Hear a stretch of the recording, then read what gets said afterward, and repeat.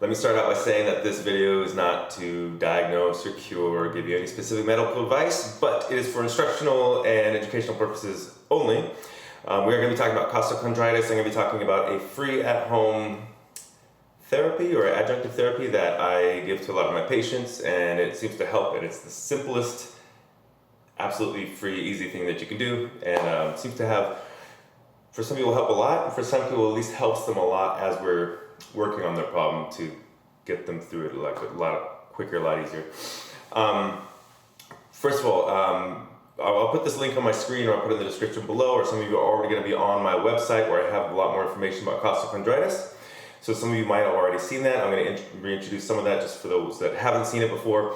But what I have talked about in those prior videos is the correlation or the relationship between costochondritis and postural issues.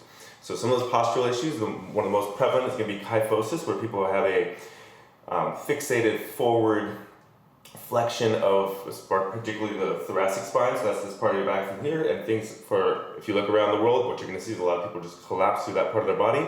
And since if you look at a skeleton, you realize that this is also where your rib cage is. And when you collapse that part of the body, you put a compression type of force throughout the whole rib cage, which precipitates problems that can go pretty much everywhere in that rib cage, but will tend to hit where there's joints, which are out here in the back, underneath the shoulder blade, and right here in the front, where they join to the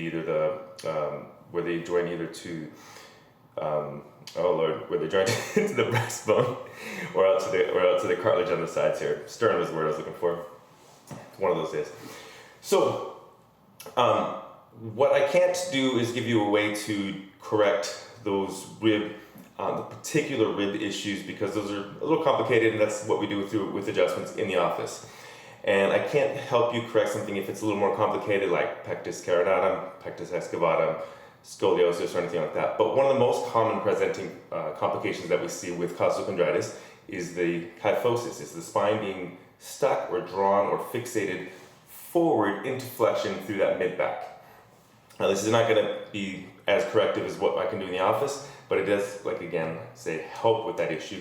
One thing you can think about is when you have your spine from the side, you can see that it would have curves there, and that curve through the mid-back would be shaped, from my perspective, like a C, from your perspective, like a reverse C.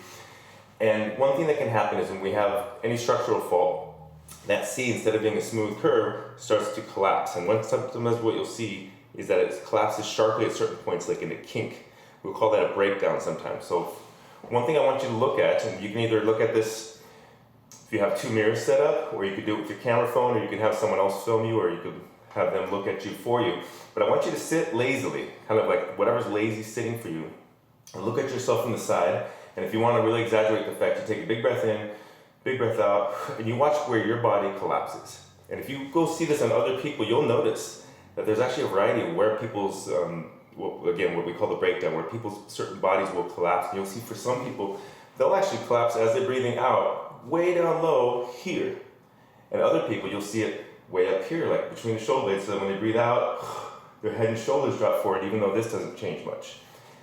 I'm oversimplifying because this actually happens at multi-level, but you will tend to find that for some people they have a very clear, obvious, major breakdown points, and those are what we're going to talk about today.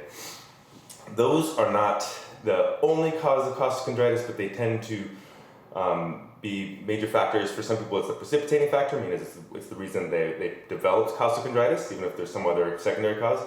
And for some people, it's just a complicating factor.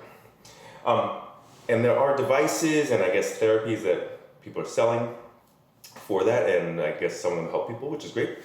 But most of you already at home have exactly what you need.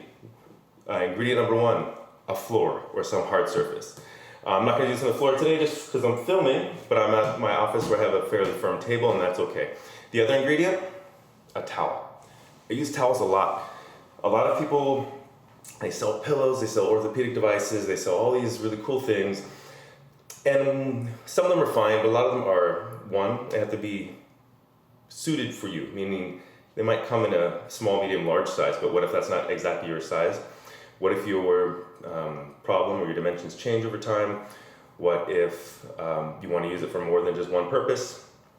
towels are the best thing. We can use these for pillows, we use these for supports, for all kinds of things. And today we're going to use them for helping remove the compression associated with kyphosis that sometimes causes costochondritis.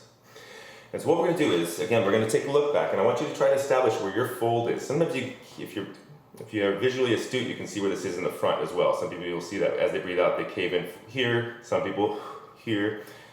But ideally, I want you to have someone look at you from your side and find out where your body's folding, and you actually want you to put your thumb right on that spot. When you breathe out, you see your body fold. What happens is at some stage in your life, that area has lost some of its structural integrity, and now it's collapsing down. Once this happens, gravity has a more torque, leverage, and it can start to really accentuate that, and over time it does tend to collapse, which is what we see in human bodies when you look around the world. We can't undo that fully here, but what we can do is, because when this collapses down, the front of these structures, the front of your discs and everything in front becomes shortened, becomes less, the discs are supposed to have good motion to be healthy. When they are compressed for a long time, the discs actually change shape, they actually change consistency, they become drier, more fibrous.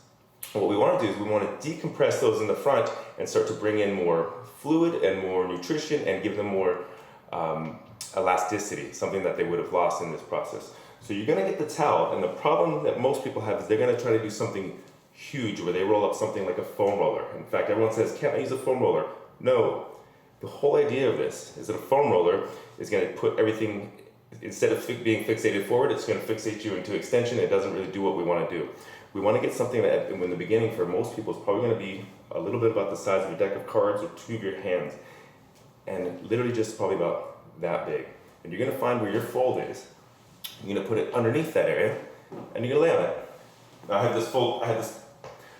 I lost my tripod, but I'll show as best I can. If my fold is, I want my fold to land above this little bump here. And I'll show that to you in perspective, like this.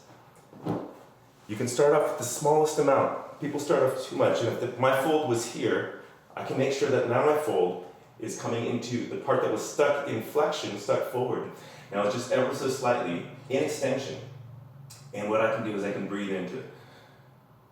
This is the easiest thing you can do. The hardest thing about it is not overdoing it. Because I see people who want to try to use something like a yoga block, something like a, like I said, like a foam roller, or they want to try to do back bends. The idea is not to try to bend your spine back into extension of that spot. That doesn't work. It's one of those people, all these things with, if you're watching this video and depending on how you found me, the reason I found out about costochondritis is because I do posture correction, which tends to work really good along with anything you're doing for costochondritis. And one of the ideas that people have about posture is that you can somehow mold it. You force your spine into some posture and it's going to stay there. That is not how things work. In this particular instance, one thing you can help with at home is you take the discs where they have been compressed, and you're going to, as you just slightly extend them, you're going to breathe, and that creates a pumping motion. That's actually what you're looking for. You're not looking to force it back like you're trying to bend let's say a clothes hanger back into its shape that it's lost. You're actually trying to create a little bit of a pumping action that's going to happen with your breathing. If you put too much there, you force it, when you breathe, there's no motion that's going to happen in that area.